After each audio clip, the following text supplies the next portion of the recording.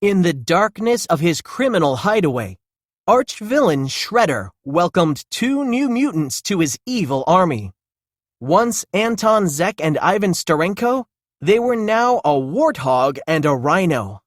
They had been mutated after a fight with the Teenage Mutant Ninja Turtles, and they were not happy about it. "I don't want to be a pig!" cried Anton. "The ladies don't love pigs!" Shredder gave the two mutants a mission. His daughter, Karai, had been mutated into a monstrous snake. He commanded his new henchmen to find her and bring her back to the hideout so he could cure her. "The bacon is in!" exclaimed Anton. "We serve you. For now," added Ivan. Deep in their lair, the turtles and their friends, April and Casey, also wanted to find Karai and cure her. Her last word to them, Comet, was their only clue to finding her. After researching the word on his computer, Donnie came up with 3 possible hiding places. The team split up to investigate the locations. April and Donnie went to Comet Cleaners. Raph and Casey went to the Argosy Theater, which was showing a movie called Earth vs. the Comet Creatures. Mikey and Leo went to Coney Island Amusement Park to search the Comet Coaster. Each team carried a spray bottle of retromutagen, which could transform Karai back into a human. Later that night, Anton zoomed over the rooftops of the city on his laser skates. Below, Ivan barreled through brick walls and steel doors. They decided to split up and find the turtles so those annoying ninjas couldn't interfere with their mission. "We should hunt them down and smush them where they stand," grunted Ivan.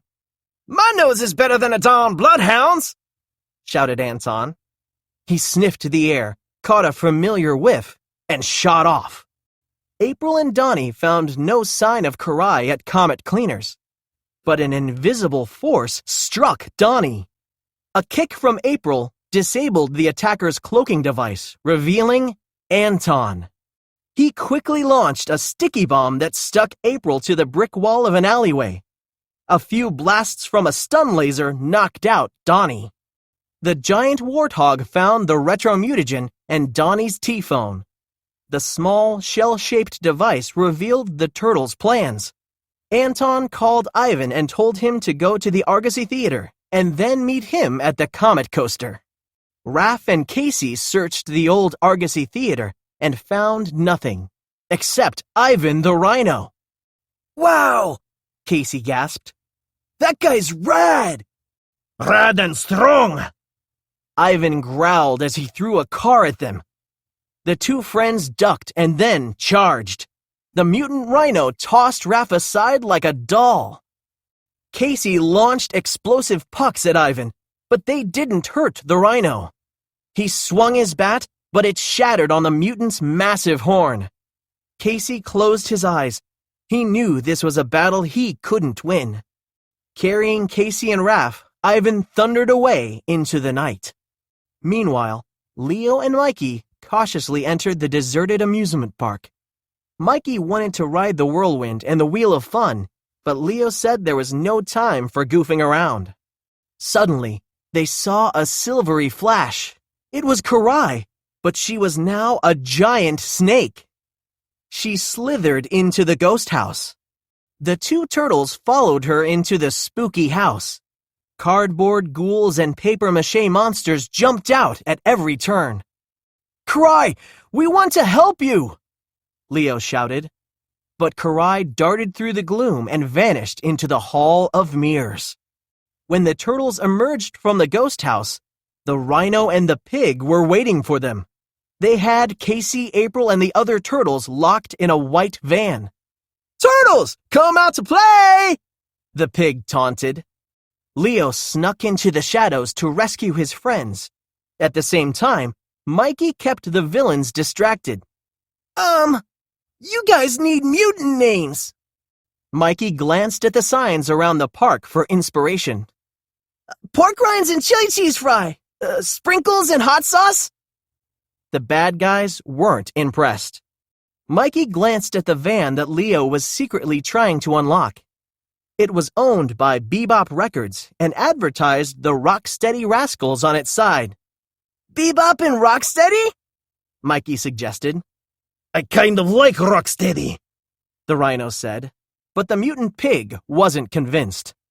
Suddenly, Karai leaped from the darkness. This was the perfect distraction to allow Leo to sneak his brothers and friends out of the van. Bebop fired a laser at the giant serpent. She dodged the beam and slithered into the darkness. Bebop chased after her, carrying the turtles' retromutagen. Rocksteady turned his fury on the turtles. The turtles and their friends scattered. April, Casey, and Donnie ran after Karai.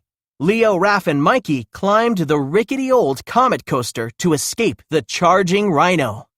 Rocksteady chased the three turtles as they scurried over the twists and turns of the coaster tracks. Raph and Mikey double-teamed the rampaging mutant, but he swatted them away like flies. Then someone yelled, "Rocksteady!"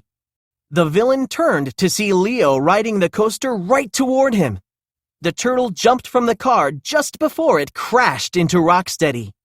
The Rhino and the car tumbled off the tracks, right onto Bebop on the ground below. When the dust settled, Bebop and Rocksteady had vanished. The turtles found Karai, and Leo sprayed her with the retromutagen. But when the orange mist cleared, she was still a snake. Donnie had been afraid of this. Karai's mutation was too powerful. She would require a special cure. "You can come with us," Leo said. "We'll take care of you." "No," Karai hissed. "I'm too dangerous." She slid away into the night. As they headed back to the lair, the turtles were sad that they had not helped Karai. They would not rest until they found a cure for her. And they were sure they hadn't seen the last of Bebop and Rocksteady.